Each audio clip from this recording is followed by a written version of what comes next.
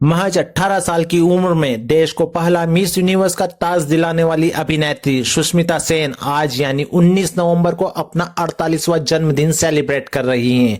तो दोस्तों 21 मई 1994 में देश को विश्व सुंदरी का ताज दिलाने वाली सुष्मिता आज भी लोगों के दिलों पर राज करती हैं। 19 नवंबर 1975 को हैदराबाद में जन्मी सुष्मिता आज भी अपनी खूबसूरती और फिटनेस से कई यंग एक्ट्रेसेस को टक्कर देती हैं। मिस यूनिवर्स का खिताब जीतने के बाद सुष्मिता सेन के लिए बॉलीवुड के दरवाजे खुल गए थे और उन्होंने साल 1997 में महेश भट्ट की फिल्म दस्तक से अपना फिल्मी सफर शुरू किया था। चलिए सुष्मिता सेन के बर्थडे पर हम आपको उनसे जुड़े कुछ रोचक किस्सों के बारे में बताते हैं। ये बात उस समय की है जब सुष्मिता सेन और ऐश्वर्या राय दोनों ही साल 1994 में मिस इंडिया प्रतियोगिता में हिस्सा ले रही थीं। ये प्रतियोगिता गोवा में हो रही थी। हालांकि ऐश्वर्या को लोग पहले से ही विनर मान रहे थे। वहीं सुष्मिता सेन को जब पता चला कि ऐश्वर्या राय उनकी कॉम्पिटिटर है तो उन्होंने प्रतियोगिता का फॉर्म ही नहीं भरा। हालांकि घर जाने के बाद जब माँ ने पूछा तो सुष्मिता ने उन्हें बताया कि माँ, आपने ऐश्वर्या को देखा नहीं है, वो इतनी खूबसूरत है कि उसके आगे मेरा कोई चांस ही नहीं लगेगा।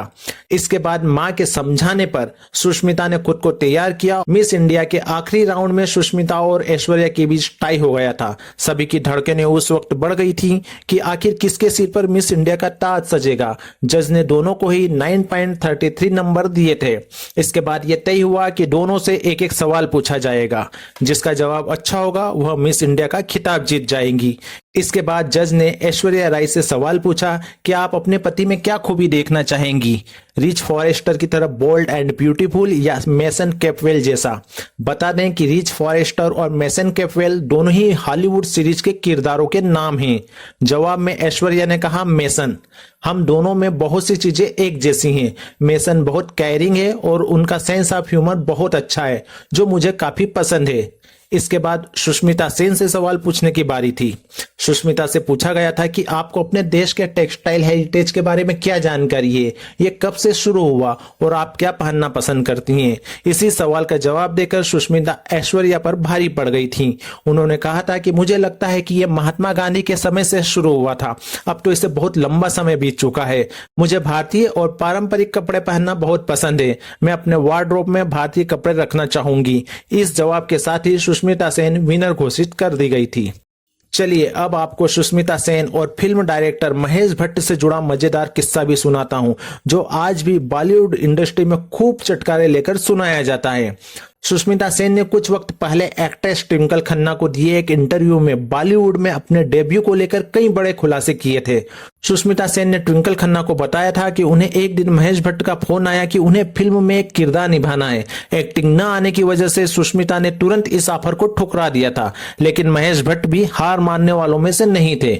उन्होंने भी सुष्मिता को मना कर ही दम लिया और इसके बाद फिल्म दस्तक की शूटिंग शुरू हुई। इस फिल्म का एक सीन कुछ यूं था कि सुष्मिता सेन को गुस्से में अपनी ईयरिंग निकालकर किसी पर फेंकने थे, लेकिन वह ऐसा कर पाने में असफल हो रही थी। बार बार टेक लेने के बाद भी वह ठीक से शॉट नहीं दे पा रही थी। इस पर महेश भट्ट को इतना गुस्सा आया कि उन्होंने सुष्मिता पर जोर जोर से चिल्लाकर उनकी खूब बेइज्जती की। उस वक्त सेट पर कम से कम मीडिया के 40 लोग और करीब 20 प्रोडक्शन असिस्टेंट मौजूद थे। महेश भट्ट द्वारा सबके सामने यूं बेइज्जत किए जाने के बाद सुष्मिता सेन ने फूट फूट कर रोना शुरू कर दिया और उन्होंने शूटिंग छोड़कर जाने का फैसला किया। इतना ही नहीं, वह गुस्से में तिल मिलाती हुई सीधे महेश भट्ट के पास गई और कहा कि उन्हें सबके सामने यूं नहीं चिल्लाना चाहिए था। उनके गुस्से को देखते हुए महेश भट्ट ने इतना ही कहा कि उन्हें यह गुस्सा कैमरे पर दिखाना है।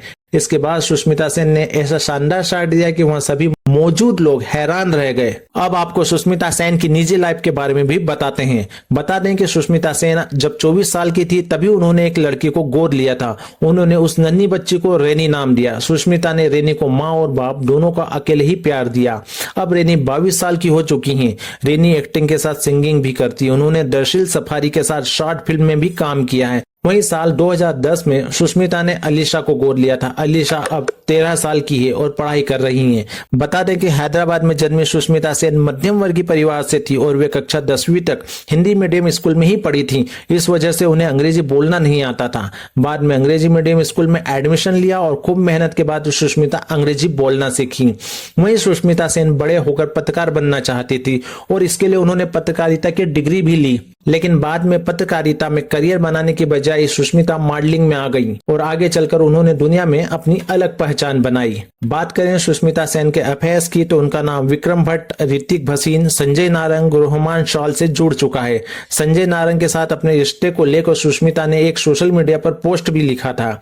वहीं ललित मोदी ने सुष्मिता के साथ उनकी मुलाकातों की सभी पुरानी फोटो शेयर कर अभिनेत्री से जल्द शादी करने का ऐलान किया था। बता दें कि सुष्मिता सेन ने बीते दिनों स्क्रीन पर शानदार कमबैक किया था। जब वह पर्दे से दूर हो गई तो ओटीटी की राह चुनकर फैंस के दिलों में छा गई। 2010 के बाद साल 2020 में उन्होंने डिज्नी हॉटस्टार की वेब सीरीज आर्या के साथ कमबैक किया है।